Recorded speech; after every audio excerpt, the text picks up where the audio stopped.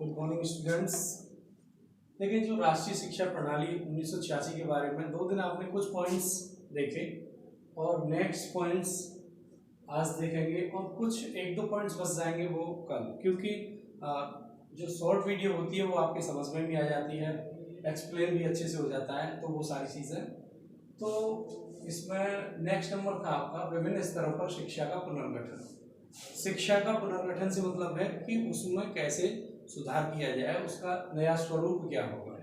तो सबसे पहले हम लेंगे कि पूर्व बालिकाल देखभाल व शिक्षण, यानी कि प्राथमिक शिक्षा से पहले जो शिक्षण प्रक्रिया होती है बच्चों की, उसमें क्या क्या होना चाहिए। तो इसमें यह है कि जो शिक्षण प्रक्रिया है, जो छोटे बच्चे होते हैं तो वो कुछ जानते भी नहीं हैं और उन पर ये नहीं है कि अलग से हम बहुत ज़्यादा शिक्षा को थोपें। तो इसमें यही है कि सबसे पहले उनको खाना पीना, उनका स्वास्थ्य, शारीरिक रूप से, नैतिक रूप से, यानी कि उनके जो सभी पक्ष है शिक्षा के, सभी पहलू हैं, उन सभी पर हमें ध्यान देना चाहिए और समेकित शिक्षा के अंतर्गत उसको रखना चाहिए। नेक्स्ट इसमें आता है प्राथमिक शिक्षा। प्राथमिक शिक्षा में जो बातें आती हैं वो एक तो सार्वत्रिक प्रवेश की बात आती है और 14 वर्ष तक के जो बच्चे हैं उनके लिए सार्वत्रिक शिक्षा की बात आती है। दूसरी बात गुणवत्तापूर्ण शिक्षा की आती है। तो इसमें यह है, ये अनुच्छेद 45 के अंतर्गत हम लोगों ने पढ़ा है कि 6 से 14 वर्ष तक के बच्चों के लिए निःशुल्क और अनिवार्य शिक्षा की व्यवस्था होनी चाहिए। और इसमें जो 14 वर्ष तक के बच्चे हैं वो हर हाल में विद्यालय में शिक्षा प्राप्त करें। और उसमें एक और चीज़ है कि जो शिक्षा प्राप्त करते हैं तो एक जगह तो बच्चों में बहुत ज़्यादा टीचर्स का डर रहता है, तो वहाँ क्या होता है कि ऐसी जगह बच्चे पढ़ना पसंद नहीं करते या अपनी शिक्षा पूरी करने से पहले ही घर बैठ जाते हैं, टीचर्स के डर के कारण वो विद्यालय नहीं जाते। तो इसमें यही है कि जो उनकी पढ़ने की गति है, जिस गति से वो सीखते हैं, तो उनकी जो सीखने की गति है उसी से उनको सीखने दिया जाए। और इसके साथ साथ वो जो पाठ्यक्रम हो वो उनके अकॉर्डिंग सरस होना चाहिए, रसीला होना चाहिए, जिससे कि वो इंटरेस्टेड हो उसमें, उस चीज़ को वो पढ़ सकें।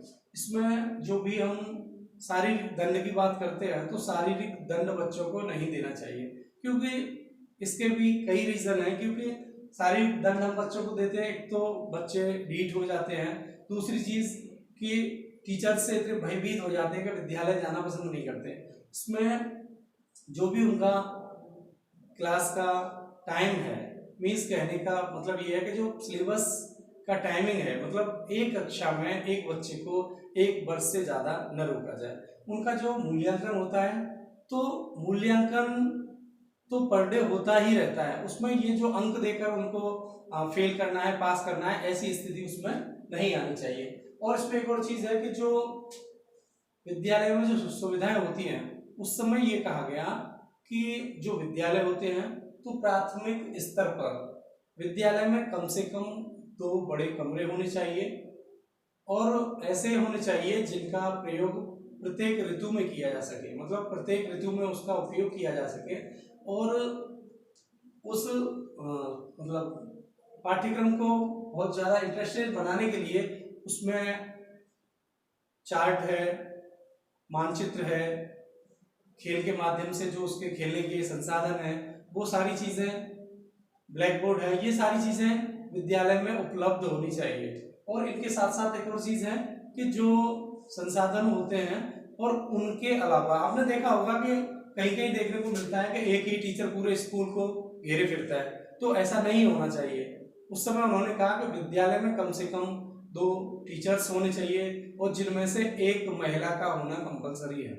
फिर उन्होंने कहा कि धीरे धीरे इस चीज़ को उन्होंने ऑपरेशन ब्लैक बोर्ड का नाम दिया, मतलब जो ये जो सिस्टम बनाया कि कम से कम 2 बड़े कमरे होंगे, 2 टीचर्स होंगे और धीरे धीरे जो टीचर्स होंगे तो प्रत्येक क्लास में एक टीचर की व्यवस्था की जाएगी, प्रत्येक क्लास में एक शिक्षक की व्यवस्था की जाएगी। तो ये जो सारा प्रोग्राम था इसका नाम उन्होंने ऑपरेशन ब्लैक बोर्ड दिया। फिर इसके अलावा इसमें एक और चीज़ आती है कि कुछ बच्चे ऐसे होते हैं जो कार्य करते रहते हैं, अलग कामों में बिजी रहते हैं, या फिर जो गरीब परिवारों से होते हैं, खेती का कार्य भी देखते हैं, वो पढ़ नहीं पाते। तो उनके लिए ये है कि औपचारिक कार्यक्रम के अलावा जो भी औपचारिक शिक्षा है उसके अलावा उनके लिए निरौपचारिक शिक्षा की व्यवस्था की जाए। और उन्होंने ये कहा कि 1990 तक 11 वर्ष के जो बच्चे हैं वो कम से कम 5th क्लास तक की पढ़ाई तो कर ही ले, मतलब प्रत्येक बच्चा 1990 तक ऐसा होना चाहिए जिसने कि प्राथमिक शिक्षा प्राप्त की हो। नेक्स्ट, इसके बाद हम आते हैं माध्यमिक शिक्षा पर। तो माध्यमिक शिक्षा पर बच्चा आते आते अपने कैरियर के प्रति सोचने लगता है। तो माध्यमिक शिक्षा कैसी होनी चाहिए? माध्यमिक शिक्षा कैरियर को बनाने वाली होनी चाहिए। माध्यमिक शिक्षा में विशेष बातें आती है कि गुणवत्तापूर्ण शिक्षा हो, रोजगार परक शिक्षा हो, जो भी समाज में कुरीतियां व्याप्त है, जो भी अंधविश्वास व्याप्त है, भाग्य बाध्यता व्याप्त है, तो ये सारी चीजें नहीं होनी चाहिए। इन सारी चीजों को समाप्त करने वाली माध्यमिक शिक्षा होनी चाहिए। इस शिक्षा को गुणवत्तापूर्ण बनाने के लिए उस समय इस शिक्षा नीति के अंतर्गत, यानी कि जो 1986 की शिक्षा नीति है, इसके अंतर्गत नवोदय विद्यालयों की स्थापना की गई।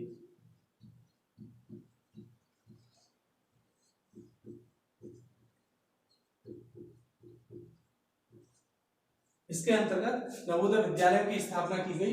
और जो नवोदय विद्यालय थे उनका जो उद्देश्य था, उनका उद्देश्य यही था कि गुणवत्तापूर्ण शिक्षा प्रदान करना, जिससे कि जो भी गरीब बच्चे हैं, जो भी पिछड़े वर्ग के बच्चे हैं, अनुसूचित जाति के बच्चे हैं, अनुसूचित जनजातियों के बच्चे हैं, यानी कि सामाजिक रूप से जो वंचित बच्चे हैं, आर्थिक रूप से जो वंचित बच्चे हैं, तो उन बच्चों को उच्च शिक्षा देने के लिए, देखा होगा आपने कि कभी कभी पैसे के अभाव में कितना भी प्रतिभाशाली बालक है वो अपनी पढ़ाई को बीच में ही छोड़ देता है।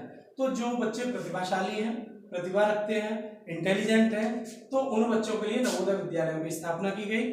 और उसमें यह था कि सारे जो बच्चे होंगे वो एक साथ मिलकर पढ़ेंगे। उसके लिए एंट्रांस सिस्टम है, उनके लिए एग्जाम यानी कि प्रवेश के लिए प्रवेश परीक्षा होती है, और उसमें जो रेशियो होता है वो 75% और 25%। मीन्स जो 75% जो स्टूडेंट्स आते हैं वो ग्रामीण अंचल से होते हैं, वो बच्चे होते हैं गांव से होते हैं, और ये लोग जो 25% में आते हैं ये शहरी अंचल से होते हैं।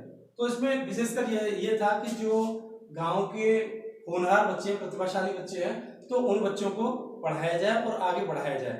तो ये जो नवोदय विद्यालय थे, इनकी एक और विशेषता थी कि जो 6th क्लास से 12th क्लास तक थे और CBSE द्वारा संचालित होते हैं, तो इनमें यह था कि जो भी शिक्षा होगी वो निःशुल्क होगी, यानी कि आवासीय विद्यालय होंगे। ये जो विद्यालय होंगे वो क्या होंगे? आपके आवासीय विद्यालय होंगे,